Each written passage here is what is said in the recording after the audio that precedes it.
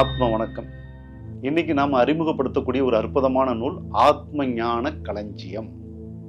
களஞ்சியம்னா என்ன? நிறைய விஷயங்கள் சேகரித்து வைக்கக்கூடிய ஒரு இடம்.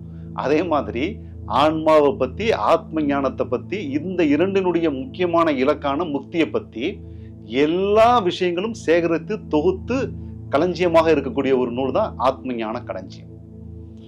அதாவது ஆன்மாவை பத்தி நம்ம எவ்வளவோ பேசலாம், ஆன்மாவை பத்தி 1000 நூல்கள் எழுதலாம், அவ்வளவு விஷயங்கள் இருக்குது.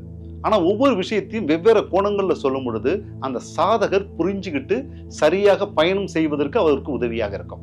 அதனாலதான் நம்ம பல்வேறு தலைப்புகள்ல ஆன்மாவை பத்தி சொல்ல வேண்டிய நிலையில இருக்கும். அந்த ஒரு காரணத்துக்காகத்தான் இந்த புத்தகத்தை வேறு ஒரு கோணத்துல நிறைய தலைப்புகளாக பிரிச்சு ஒவ்வொரு தலைப்புகளுக்குள்ளாரையும் ஆன்மாவினுடைய ஆத்ம ஞானத்தினுடைய உட்கருத்துக்களை ரொம்ப எளிமையாக ஒரு சாதகர் புரிஞ்சுக்கிறது மாதிரி ஒரு விளக்கமா ஒரு கட்டுரை மாதிரி இந்த நூல்ல நாம எழுதியிருக்கோம். அதிகபட்சமாக ஆன்மாவினுடைய உட்பொருள் இந்த நூலுக்குள்ளார இருக்கு அப்படின்னா அது மிக இல்லை. கிட்டத்தட்ட ஒரு 250 பக்கத்துக்கு மேல உள்ள ஒரு நூல் இது.